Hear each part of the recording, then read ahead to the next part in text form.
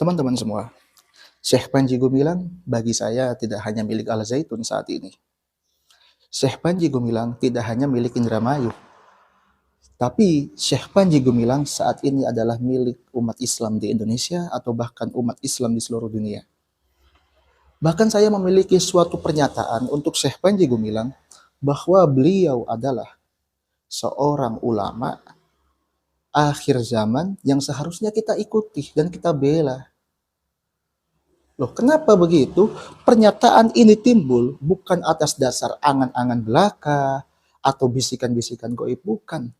Tapi berdasarkan fakta, berdasarkan perilaku, sikap, dan juga apa yang tertulis dalam pleidonya Syekh Panji Gumilang. Nah, ketika beliau dipersidangkan kemarin itu ya, di PN Indramayu, sedikit banyaknya dalam pleidoinya itu, Syekh Panji Gumilang membuktikan dirinya berkapasitas sebagai ulama dan juga menjadikan dirinya sebagai ulama akhir zaman yang dengan tujuannya untuk memurnikan ajaran Islam. Lebih lengkapnya kita bahas. Pleidoinya Syekh Panji Gumilang ya, ketika persidangan kemarin di PN Indramayu, ini kalau kita baca secara seksama dengan hati yang bersih, itu syaratnya. Yang pertama tuh hati yang bersih dulu. Karena kalau hati kita kotor, sebaik apapun orang itu akan kita lihat dia sebagai orang hina, orang jelek. Tapi kalau hati kita bersih, bagaimanapun perilaku orang lain kepada kita akan kita pandang sebagai suatu kebaikan. Kan begitu. Nah, kembali ke masalah pledoi. Jika ini kita baca dengan hati yang bersih, ya, oke, kita pasti akan menemukan suatu fakta yang dimana menunjukkan bahwa Syekh Panji Gumilang adalah benar-benar sosok ulama yang dibutuhkan saat ini oleh umat Islam. Gak hanya Indonesia, tapi seluruh dunia. Loh, kenapa begitu? Ini pernyataan saya dukung berdasarkan apa? Fakta di lapangan dan juga berdasarkan pledoi yang saya baca berkenaan pembelaan Syekh Panji Gumilang atas segala tuduhan yang dilontarkan baik daripada JPU dan juga Majelis Ulama Indonesia. Masya Allah. Nah, teman-teman semua, perlu saya tegaskan di sini bahwa Syekh Panji Gumilang dalam tugasnya mengemban sebagai al-ulama warasatul anbiya, itu tugas Syekh Panji Gumilang adalah yang pertama apa? Mencerdaskan dan membina umat. Mencerdaskan umat, membina umat.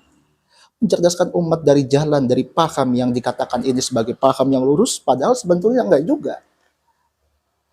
Beliau dengan berani menegaskan, mencerdaskan umat atas paham yang telah mereka percayai selama ini.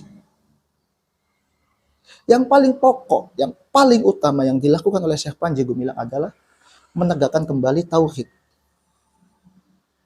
Arti dari tauhid itu tidak hanya sebatas la ilaha illallah, tidak.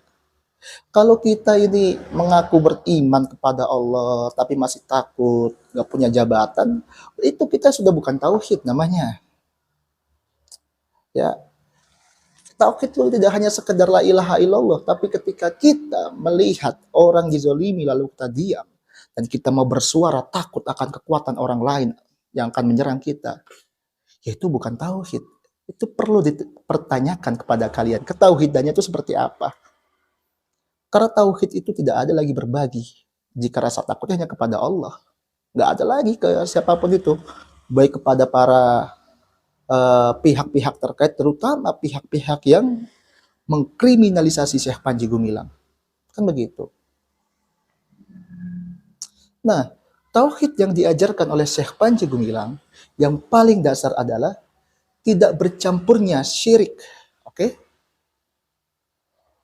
Atau bahkan menyamakan Tuhan, yaitu Allah, sama dengan makhluk. Ini bisa kita lihat di mana ketika Syekh Panji Gumilang menyatakan bahwa Al-Quran adalah wahyu dari Allah yang diturunkan kepada Nabi Muhammad, sehingga bahasa Al-Quran adalah bahasa Nabi Muhammad. Oleh karena itu, Al-Quran adalah kalam Nabi yang dari wahyu. Kan begitu. Loh, ini yang dipermasalahkan oleh segenap ya, sekelompok umat Islam yang katanya mereka umat yang cerdas, umat yang mulia. Tapi melihat pandangan seperti ini, dipenjarakan Syekh Panji Gumilang, dihinakan, dicaci maki. Bahkan Syekh Panji Gumilang hingga dikriminalisasi oleh mereka. Padahal betul jika dikatakan Al-Quran adalah kalam Nabi, karena memang Nabi yang menyampaikan isi Al-Quran itu. Nabi menyampaikan kepada umatnya. Oleh karena itu Nabi menggunakan bahasa Arab, maka termaktublah Al-Quran itu berbahasa Arab. Bukan berarti bahasa itu adalah bahasanya Allah. Enggak. Kalam Tuhan itu ya tidak berbentuk, tidak berlafaz, dan tidak bersuara. Oleh karena itu, apa yang termaktub dalam Al-Quran itu adalah kalamnya Nabi Muhammad yang berasal dari wahyu Allah. Kan begitu. Bukan malah dikatakan itu sebagai kalam Tuhan. Bukan. Itu adalah kalam Nabi yang berangkat daripada wahyu. Nah, begini saja. Pandangan yang seperti ini sudah diperdebatkan oleh orang banyak. Bahkan Syekh Panji Gumilang dituduh kafir, lain sebagainya. Ada yang menyatakan halal darahnya, ya, atau bahkan tuh si Habib siapa itu ya, menyatakan akan menyeret Syekh Panji Gumilang. Subhanallah, kurang ajar banget itu orang. Kayak ilmunya setinggi apa aja, sok-sokan banget. Padahal baca kitab juga nggak bisa. Ya Allah ya Karim. Nah, bukti yang pertama ini yang dimana Syekh Panji Gumilang mengerahkan segenap tenaganya untuk mencerdaskan umat ini, membina umat dengan membenarkan kembali tauhid ini ya. Ini menjadikan bahwa Syekh Panji Gumilang adalah ulama Islam akhir zaman. Ulama Islam yang dibutuhkan oleh umat. Karena memang sudah fitrahnya atau sudah sunatullahnya gitu loh. Bahwa setiap 100 tahun akan timbul para mujadid. Mujadid bukan dalam artian dia membuat ajaran baru, bukan. Tapi dia orang yang mengajak kembali kepada Al-Quran, menggali isi Al-Quran. Dan mujadid pada tahun ini, alhamdulillah, lahir dari Indonesia. Bukan dari tanah Timur Tengah, bukan, dari Indonesia. Yaitu Syekh Panji Gumilang. Kan begitu. Oh, nanti pasti banyak yang komentar. Kalau ini video sampai viral ke kalangan-kalangan yang orang-orang agak konservatif, dibilang oh ya gak ada itu, pintu ijtihad tertutup. Oh, masya Allah, la haula wala quwata illa billah. Kenapa mereka bilang begitu? Ya karena mereka nggak mau kehilangan lahan. Karena agama sejatinya udah seakan-akan lapak lah oleh mereka, dijual-jual itu agama. Kan begitu.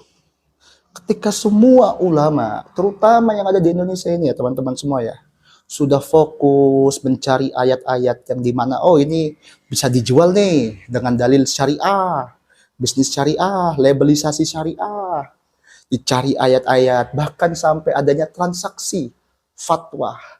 Walaupun dalih mereka itu apa? Rekomendasi. Ada yang meminta katanya. Ini yang harus kita waspadai. Tetapi terlepas dari itu, Syekh Panji Gumilang tidak. Beliau ingin mengembalikan umat kepada ajaran yang luhur, yaitu apa? Al-Quranul Karim. Gak ada lagi kok. Ya, kita wajib kembali kepada Al-Quran. Dalam artian, jangan jadikan Al-Quran sebagai barang transaksi. Jangan. Apalagi ayat ini diambil, artinya diselewengkan dan sebagainya. Sehingga bahkan mengkerdilkan umat agama lain, atau bahkan mengkerdilkan ya perempuan. Ini nanti terlalu berbahaya. Begitu. Tapi teman-teman, saya salut ya. Ketika saya melihat Syekh Panji Gumilang dengan berani kembali kepada Al-Quran, ya, bahwa kita kembali dengan Al-Quran, mengedepankan penafsiran-penafsiran yang sesuai dengan zaman, dengan tasamuh lain sebagainya, yang tidak mengkerdilkan umat agama lain atau tidak mengkerdilkan ya jenis kelamin. Kan begitu.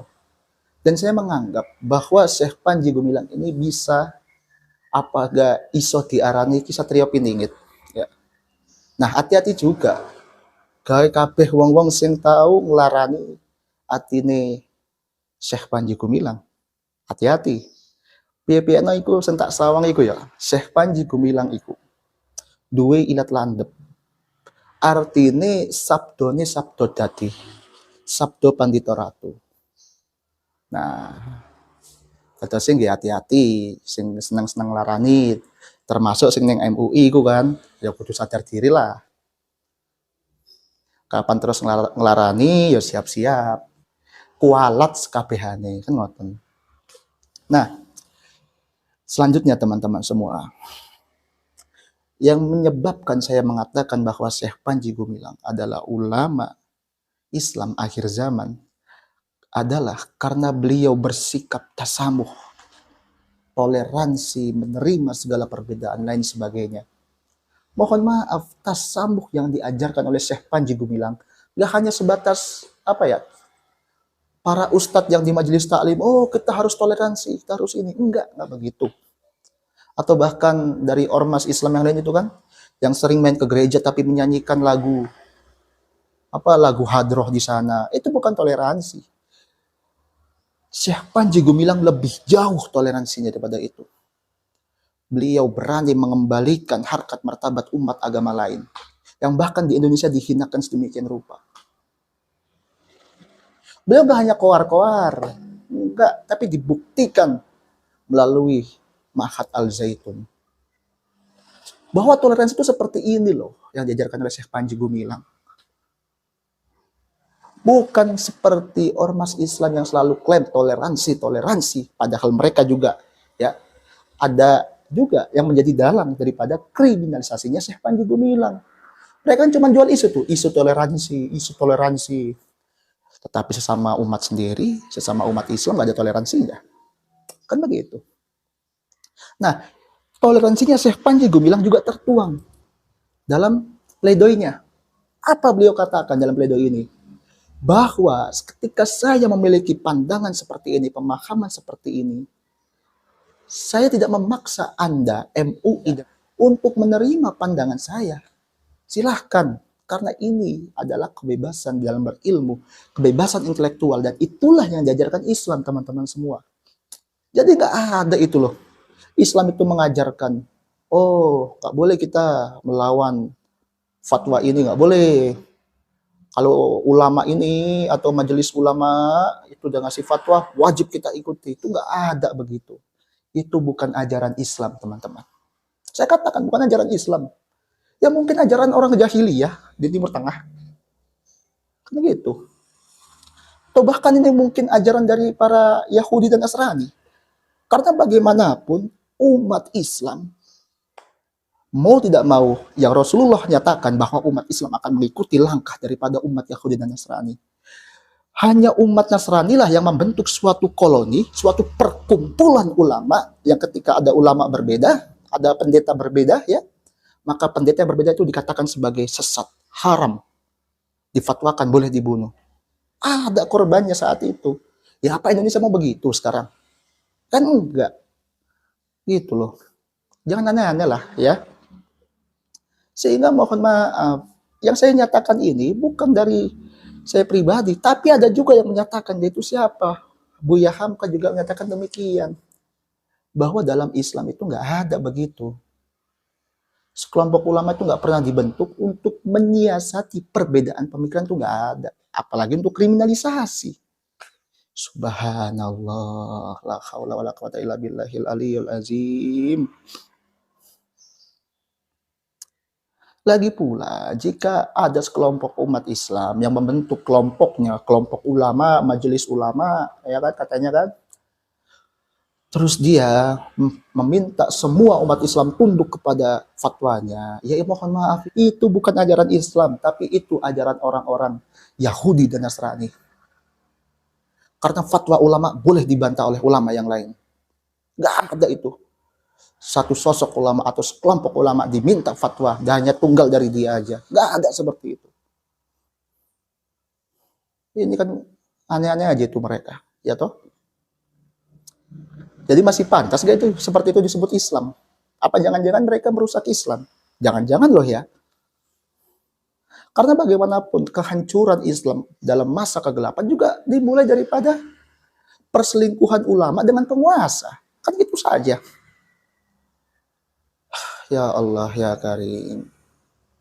Selanjutnya, bukti yang terakhir adalah ketika beliau menafsirkan isi Al-Quran dan bagaimana dalamnya ilmu pengetahuan beliau. Dalam menafsirkannya, yang saya lihat dalam pledoinya, beliau lebih mengedepankan aspek daripada kemanusiaan.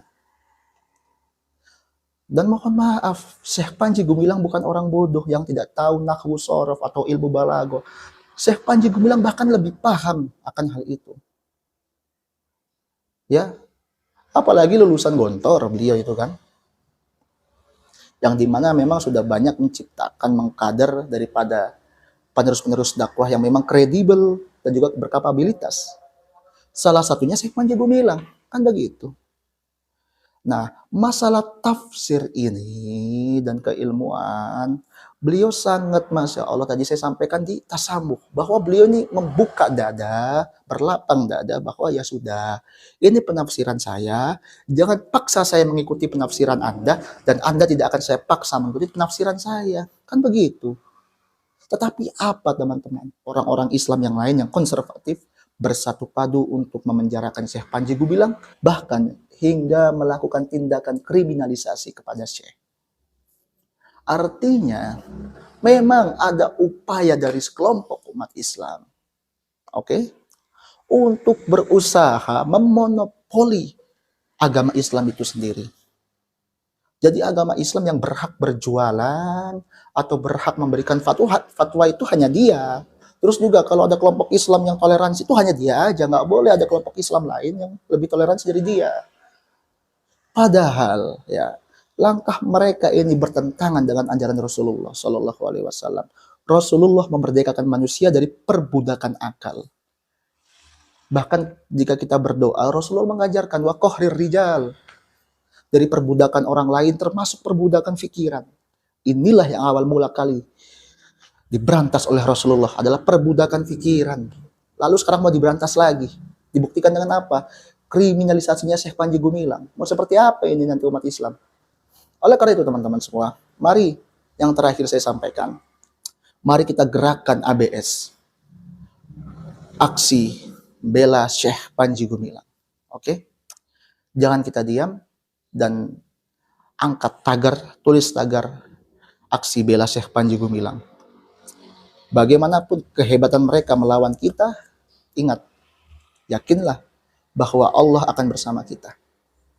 Jika mereka mengatakan, oh bahwa saya ini milik umat Islam, saya ini yang memiliki Islam yang lurus bahasa mereka, tapi ingatlah, Islam tidak seperti itu. Oleh karena itu saya yakin dan saya berdiri bersama Syekh Panji Gumilang untuk membelanya. Yang terakhir, perlu saya sampaikan bahwa bukti daripada tadi yang saya nyatakan, menyatakan bahwa Syekh Panji Gumilang adalah sosok yang bisa dikatakan sebagai ulama Islam akhir zaman. Dalam beberapa penafsiran, dalam beberapa persoalan kehidupan, maka Syekh Panji Gumilang layak kita ikuti dan layak kita jadikan sebagai ulama akhir zaman. Bahkan juga seorang mujadid. Subhanallah.